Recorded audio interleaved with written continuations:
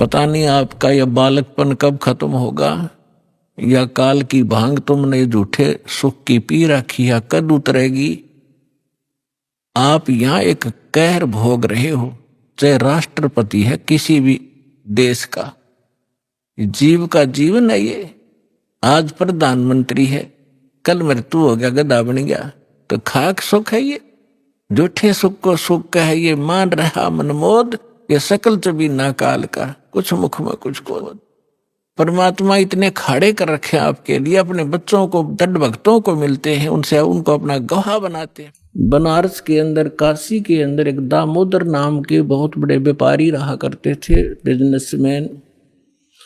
उनका अपना एक पोत था, समुद्री जहाज था, और उसके साथ वो व्यापार करने के लिए समुद्र मार्ग से दूसरी स्टेटों में जाया करते थे। उसके साथ और भी उसी शहर के आसपास के काफी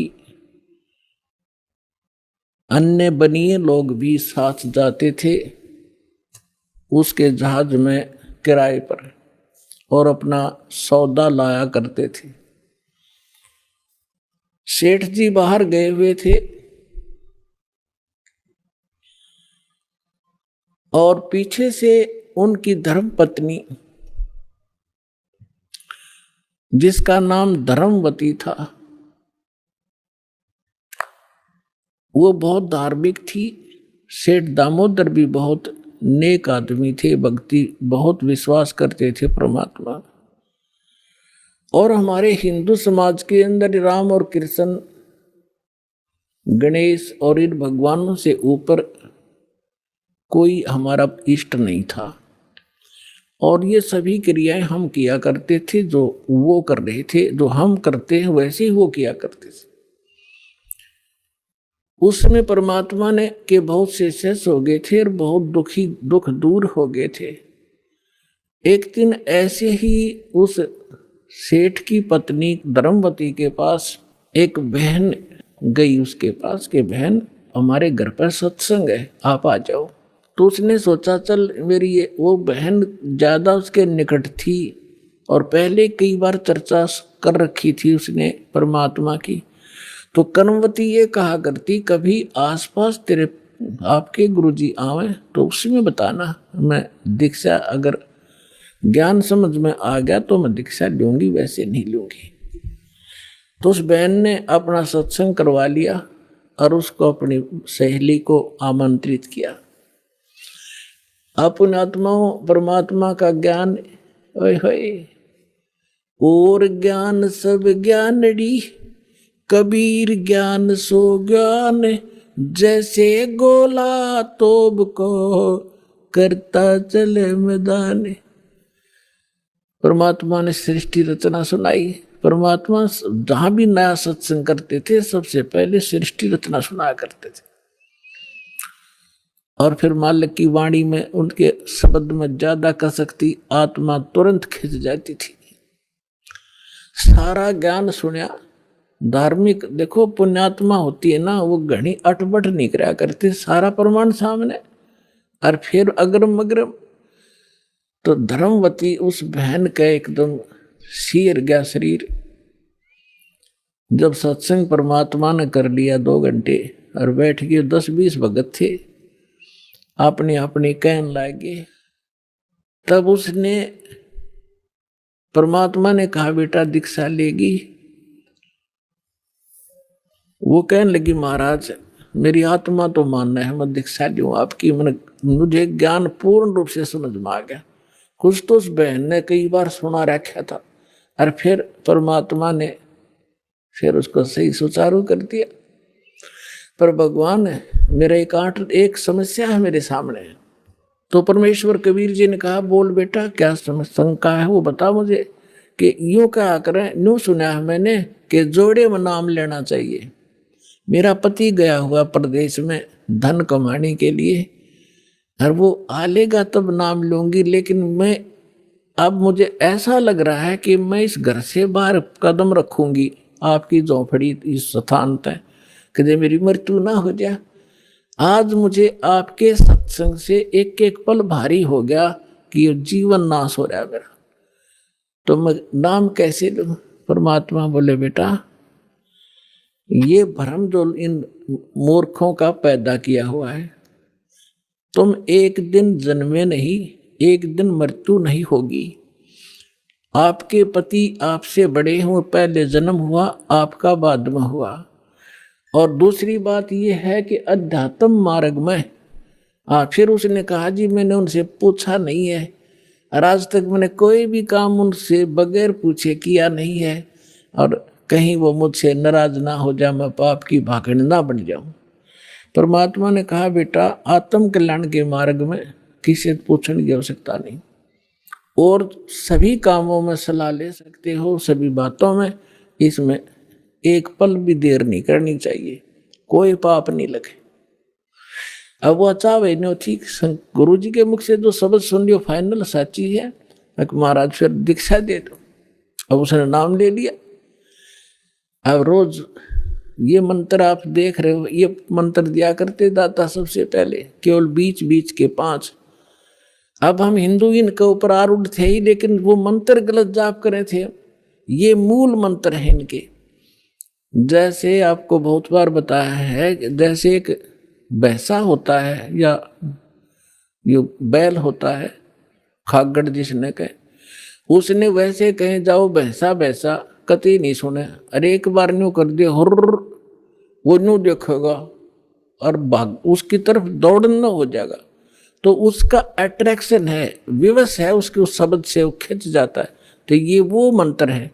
और परम संत से लिए बिना ये मंत्र सूखे जाप करने तो लाभ नहीं हो। एक नियम है, उस नियम के अनुसार ही आपने चलना पड़ेगा। तो ये मंत्र दिए उसने, मतलब गदगद होगी, अक्सर भगवान ही न था। यही तो हम देवता पूजा करते थे। परमात्मा ने कहा बेटी यह पूजा नहीं है, ये यहाँ के संरक्षक हैं, और मूल पूजा तो सतगुरु की है। और परमात्मा ने उस समय ये तत् और सत और सार, ये सार नाम ये छुपा कर रखना था। ये प्रथम मंत्र इसलिए दिया था कि इनके संसारिक काम सुलझे रहेंगे, इनको सुख होता रहेगा, इनकी भगवान में आस्था बनी रहेगी, और इस मंत्र से इनका जन्म मनुष्य का होता रहेगा। इन आपको यहाँ तक लाना था, इस बिचली पीढ़ी तक। धर्मदास मेरी लाख दुहाई, ये मूल ज्ञान और मूल मंत्र की तो बाहर ना जाए। मूल मंत्र मूल ज्ञान बाहर जो पढ़ी, बिचली पीढ़ी हंस नितर ही। मूल ज्ञान तब तक छुपाई जब तक तो 10 पंथ ना मिट जाए। जब तक ये कलयुग 5505 वाला समय नहीं आना था, तब तक इसको गुप्त रखना था। सभी महापुरुषों से परमात्मा ने प्रतिज्ञा दिला दी थी। तो इस मंत्र को पागवा तो गदगद होगी, खूब डट कर भजन करे, आत्मा बिल्कुल खुश होगी। जो भूत प्रेत की बाधाएं थी थोड़ी बहुत सबके घर में बढ़ रहेंगे, वो भाग भूगे, उड़गी सी काया होगी। अब क्या हुआ, सेठ जी आए 1 महीने के बाद में। अब वो बुद्धिमान बहुत थी, उसने सोचा कि मेरे पति को यदि कोई थर्ड पर्सन न्यू बतावेगा कि तेरी पत्नी सत्संग में जाती है और रात को जाती है, क्योंकि परमात्मा अधिकतर रात को सत्संग करते थे, क्योंकि दिन में तो किसी को फुर्सत नहीं छोड़ रखी काल ने धंधे में। तो उसने सोचा कि ये कहीं इसके मन में मेरे प्रति कोई दोष ना आ जाए और हमारा घर नरक बन जाए। अब क्या हुआ, जिस दिन वो सेठ वापस आया उसी दिन सत्संग था भगवान का और किसी के आसपास ही। तो उसने सोचा कि अपने पति को मैं पहले बता दूं सारी कहानी, और ये ऐसा व्यक्ति है अगर मेरी बात को ये मान लेगा तो फिर ये किसी की नहीं सुनेगा। तो जब वो खाना खाने लगा, खाना खिलाते समय उसकी पत्नी ने कहा जी मेरे से गलती बन गई और मुझे क्षमा करोगे, माफ करना। वो कहने लगा कि मैं अपनी पत्नी पर विश्वास करता हूँ, मेरी पत्नी ऐसी गलती नहीं कर सकती जो अक्षम्य ना हो। फिर भी बता अक जी सचमुच माफ कर दोगे, गुस्सा तो नहीं होगे? अक ना, तू बता। मैंने जी आपके पूछे बिना मैं ऐसे मेरी पड़ोसन नाम ले रखा है और उसके साथ में सत्संग में चली गई और परमात्मा की वाणी सुनी मैंने, मेरा दिल कर गया नाम लेने, और मैंने आपसे पूछे बिना दीक्षा ले ली। तो वो बोला बड़ी अच्छी बात, इसमें क्या पूछना था? यह कोई बुरा काम किया तने? भगवान की भक्ति की, बहुत अच्छी बात है। उसका ओल्गा सा हृदय हो गया कि भगवान बड़ी दया करी दाता, ये तो बिल्कुल सरल देसी बन गया। फिर उसने एक और पॉइंट सोचा कि एक बार इसको वो सत्संग सतल दिखा दूं जहां हम जाते और आते हैं, ताकि लोग इसको भ्रमित ना कर दे। तेरी पत्नी रात में भी जाती है तो यो आदमी का जल्दी सी सेट नहीं होया करे। और उस दिन सत्संग भी था, तो उसने कहा जी ऐसा है, गुरु जी का आज सत्संग है वहां पर, और मेरी साथ की सारी सहेली चली गई, मैं आपके भोजन पानी में लग गई, और देखो मैं थका हुआ हूँ, दूर से आया हूँ, आप जाओ। और नो बोली आप मैं जाऊँ कैसे, रात का काम, कोई साथ नहीं मेरे। तो कहने लगा मैं चल पड़ूंगा, और जाते मुझे नींद आवेगी, बता मैं क्या सत्संग सुनूंगा। उसने पता था कि एक बार यू चल पड़ा और सत्संग सुन लिया तो आली नींद इसने। तो वो कहने लगी आप यूं करियो, पीछे से बैठ जियो, नींद आ जाए तो सो जाइयो, गुरु जी कुछ ना कहा करे। तो उसने सोचा चल फिर तो कोई बात नहीं। वो दोनों पति पत्नी आ गए। अब बैठ गई पाछे ने, वो बैठ गया पीछे ने, भगतनी बैठ गई भगतमतियों में। परमात्मा ने वह सृष्टि रचना फिर सुनाई। वो तो जाने थे चोट ने सामने मारना। अब लाला जी ने किसी नींद आवे थी, उसका कलेजा फट गया, थर थर का पैगात सारा, और नौके सोके सुने ज्ञान कड़ी कसूती तरह। अब सारा ज्ञान सुन लिया। जब अपनी उसकी पत्नी आई, जी नींद तो नहीं आई? कि नींद करे मेरे तो बेचैनी होगी, काहे की नींद आवे थी? एक न्यू पूछ ले गुरु जी ते मुझे नाम दे देंगे। तो उसने जाके कहा महाराज जी भगत जी आए हैं और यूं के है दीक्षा मिल जाएगी। कहा बेटा बोला। तब उसने बोली कहा जा नाम देंगे आपको। सेठ जी जाकर बैठ गया पास में, कहने लगा भाई सुन ले लाला जी। परमात्मा बोले देखो सेठ जी आप हो इन देवताओं के गणे पुजारी, और परमात्मा का नाम लेने के बाद आन उपासना नहीं करनी होगी। वो कहते हैं 100 वर्ष सतगुरु की पूजा, एक दिन आन उपासी और वो अपराधी आत्मा फिर पड़े काल की फांसी। 100 वर्ष गुरु की अनुसार साधना कर ली, सतगुरु के अनुसार, एक दिन भी आन उपासना कर ली ना किसी देवी देवता की, पिछली सारा भट्ठा बैठ जाएगा तेरा। तो वो लाला जी बोला सेठ दामोदर, कहने लगे महाराज जी मैं बाणिया हूँ और सौदा करना खूब जानता हूँ, मैंने सारा कुछ सुन लिया और सब कुछ देख लिया। आज मैंने सारे कथा सुन रखी खूब बड़ी बड़ी, जो ज्ञान आपने दिया इस पृथ्वी पर नहीं, और मैं जो वचन कराया करूँ दाता और पक्का करता हूँ, आप मेरे गुरु, मैं आपका चेला। फिर कहा कि भाई देख मैं दानक और तू लाला जी, कल न तेरी बरादरी वाले भी तुझे धिक्कारेंगे। नो बोला जी मुझे नाम दो और आप साथ रहियो दास के, जो होगा सो देखी जाएगी, मुझे दीक्षा दो।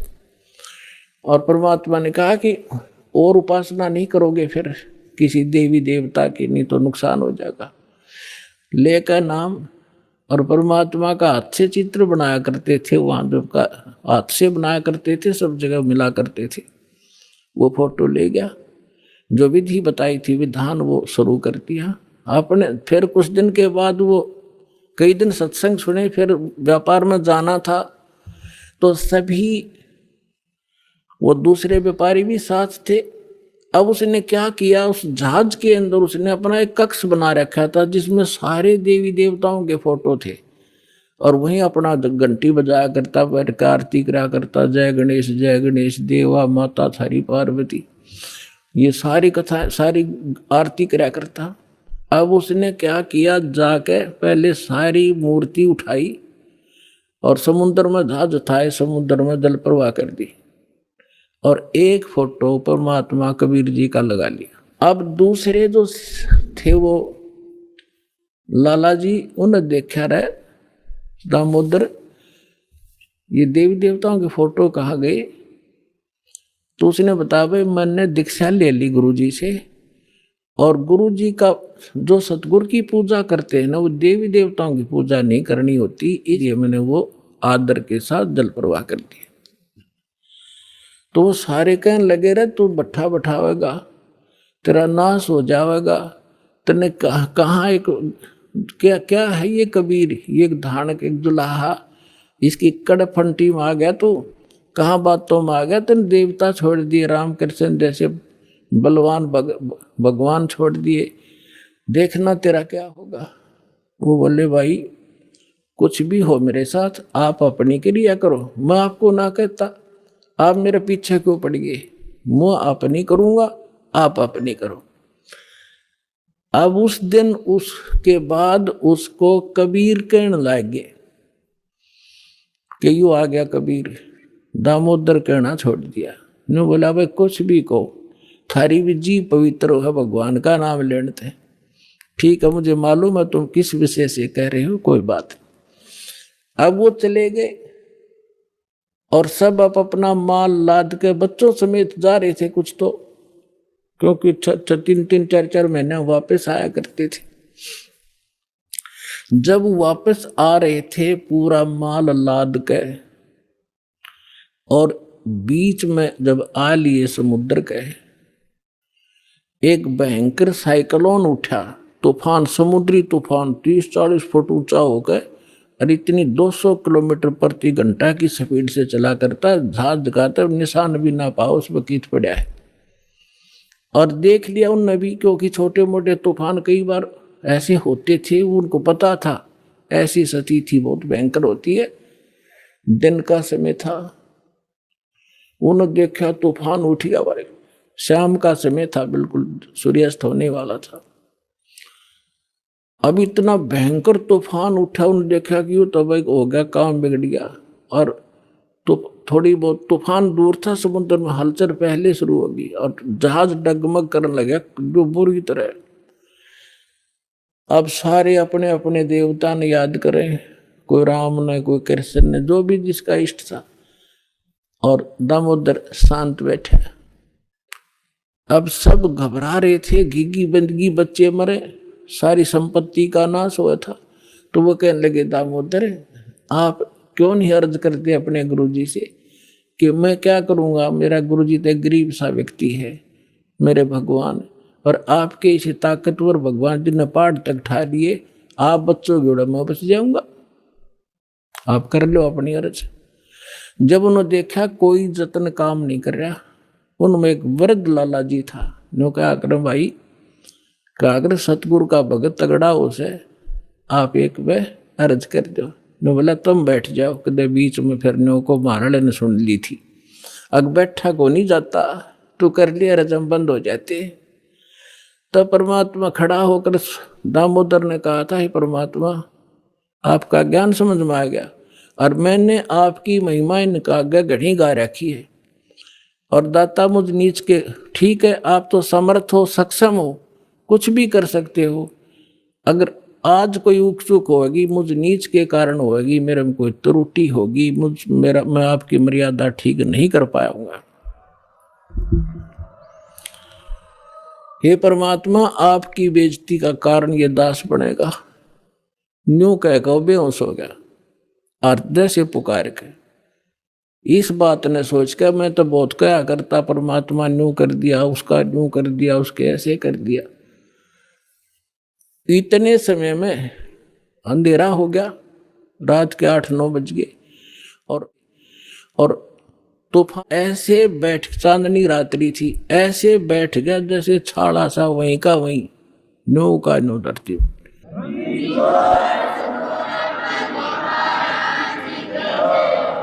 और समुद्र के जल में जरा सी भी हलचल नहीं। अब उस दामोदर को पानी के छींटे छाटे मार के मुंह पे होश में लाए, तब उन्होंने कहा कि भाई दामोदर, हमसे बड़ी घनी गलती हुई, हमने आपके गुरुदेव की बेइज्जती करी, हम कति नीच प्राणी हैं। और उन्होंने संकल्प कराया था कि यदि आज जान बचगी मारे भगवान तो फेल हो लिए, जब आज इस तूफान रुक गया और हमारी जान बचगी दामोदर, हम तेरे साथ चलाएंगे, नाम लेंगे उस परमात्मा का। तब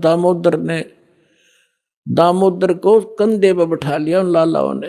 हर ने बोले बोलो दामोदर की जय। ने बोला नहीं, जय बोलो जिसने यू काम कराया है। बोलो कबीर परमेश्वर जी की जय हो।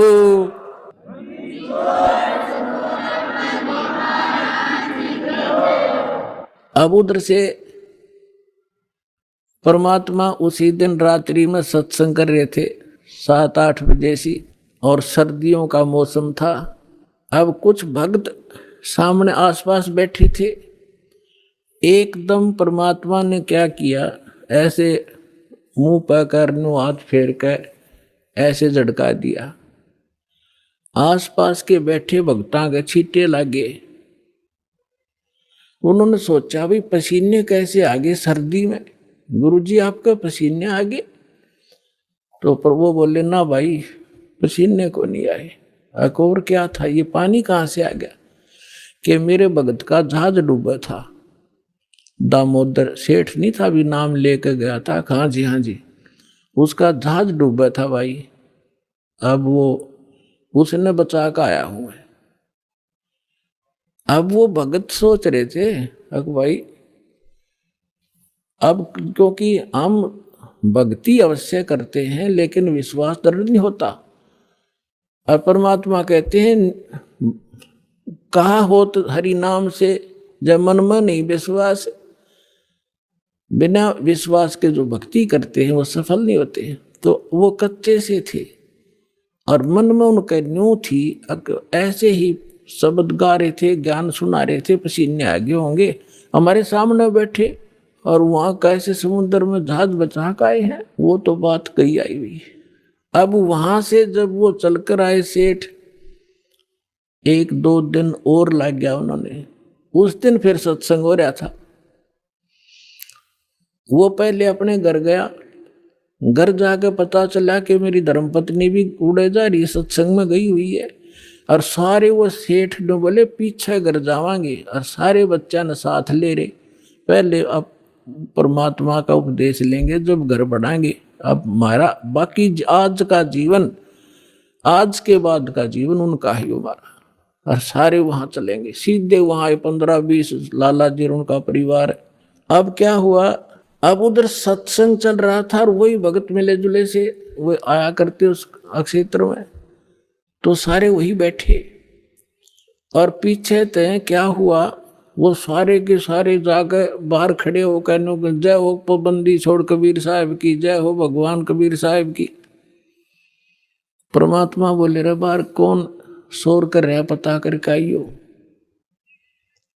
अब जो ही वो बाहर गए भगत पता करने आंगन से बाहर, तो उन्होंने देखा दामोदर को, वो सब जाने थे क्योंकि वो आते जाते थे सत्संग में।